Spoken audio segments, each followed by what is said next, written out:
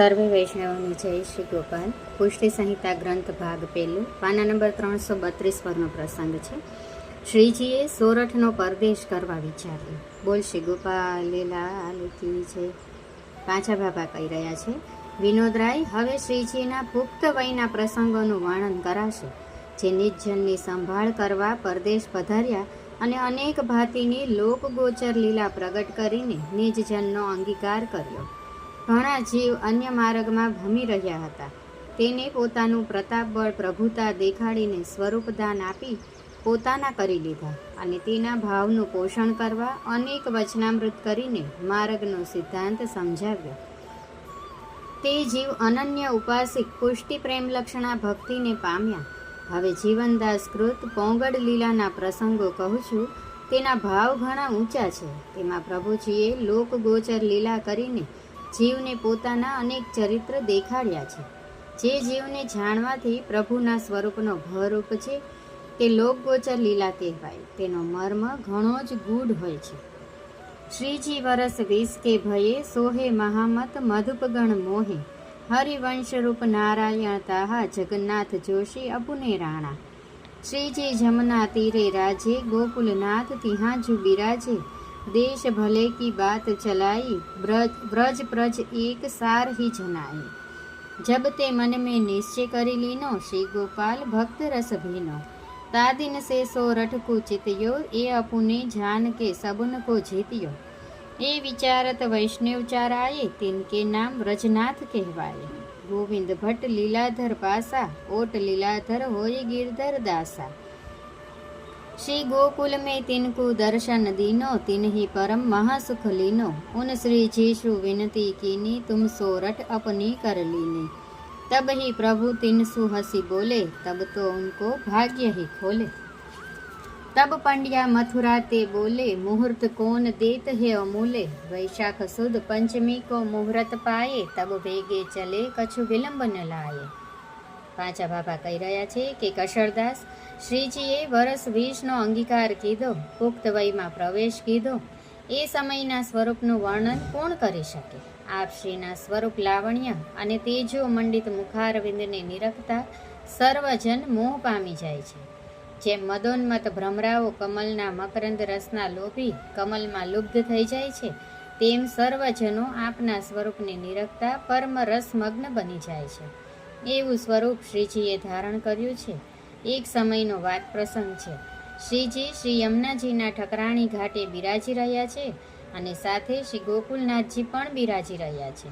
પાસે બીજા વૈષ્ણવોમાં હરિવંશ રૂપનારાયણ, જગન્નાથ જોશી, રાણા વગેરે શ્રી ગુસાઈજીના સેવકો પણ પાસે બેઠા છે. ત્યારે શ્રીજીએ પરદેશના મેષે શ્રી ગોકુલનાથજીને પૂછ્યું કે આપે પરદેશ કીધો, તેમાં કયા દેશના વૈષ્ણવના ભાવ સર્વોપરી જોવામાં અને જાણવામાં આવ્યા? તે આપનો અનુભવ કહો, જેથી તે દેશ વિશે જાણી શકાય. શ્રી ગોપાલલાલજીનો પ્રશ્ન સાંભળી શ્રી ગોકુલનાથજી અતિ પ્રસન્ન થયા અને કહ્યું કે જો લાલા, દેશ તો વ્રજ બધો ભલો જ છે. વ્રજ ભક્તના ભાવ જેવા જીવો પ્રજમાં સોરઠમાં અમને જોવામાં અને જાણવામાં આવ્યા છે. તેનો એક પ્રસંગ કહું છું. અને પછી ગોકુલનાથજી પોતાને જે અનુભવ થયો છે તે પ્રસંગ કહે છે કે અમોએ દ્વારકાનો પરદેશ કીધો હતો. જે સંવંત 1645માં અમો રણછોડજીના દર્શન કરવા દ્વારકા ગયા હતા, ત્યારે અમારી સાથે ઘણા વૈષ્ણવનો સંગ સાથે હતો. ત્યાં સોરઠમાં એક ગૈડ દેશ છે. તે ગૈડ દેશમાં એક બાલા ગામ છે. તે ગામમાં એક આહિર જાતનો પટેલ અને તેનું નામ હીરો કામૈયો. તે ચણાની ખેતી કરતો. તે ખેતર આગળ થઈને માર્ગ જતો હતો. એ માર્ગે અમો જતા હતા. ત્યારે તેણે આવીને વ્રજવાસીને પૂછ્યું કે એ કોણ જઈ રહ્યો છે? ત્યારે વ્રજવાસીએ કહ્યું કે ગોકુળના ઠાકર જઈ રહ્યા છે. ત્યારે તે આહિર અમને જોવા માટે આવ્યો અને આવીને અમને પૂછ્યું કે જે તમે ઠાકોર છો? ત્યારે અમે કહ્યું કે લોકો કહે છે. ત્યારે આહિરે કહ્યું કે જે પંચ કહે તે પરમેશ્વર. એમ કહીને કહ્યું તો તમો અમારા ઘરે જમતા જાઓ. ત્યારે હરિવંશજી કહી રહ્યા છે કે જો તારા ઘરે તો પધારે, જો તું સેવક થઈને નામ પામે. ત્યારે તેણે કહ્યું કે નામ તે શું? ત્યારે હરિવંશજી જવાબ આપતા કહે છે કે જે તું સ્નાન કરીને આવ, પછી તારા કાનમાં શ્રી ઠાકોરજી જગદીશનું નામ સંભળાવશે ત્યારે આહિર સ્નાન કરીને આવ્યો ત્યારે તેને નામ સંભળાવ્યું. ત્યારે તેણે પોતાના સર્વ કુટુંબને પણ નામ લેવડાવ્યું અને તેણે અમને 2 દિવસ રાખ્યા એવું સમાધાન કર્યું. જે ભલો વૈષ્ણવ છે તેના ઘરે અમો પધાર્યા. તે એવા શુદ્ધ અંતઃકરણથી સમાધાન કર્યું જે બીજા કોઈ કરી ન શકે તેવું કર્યું. દ્વારકા સુધી અમારી સાથે આવ્યો અને પછી તેને વિદાય કીધો ત્યારે તેની 10મી અવસ્થા થઈ ગઈ. તેની દેહ તો ઠાકોરજીએ રાખી, તેનું મન ઘણું અમારામાં લાગ્યું.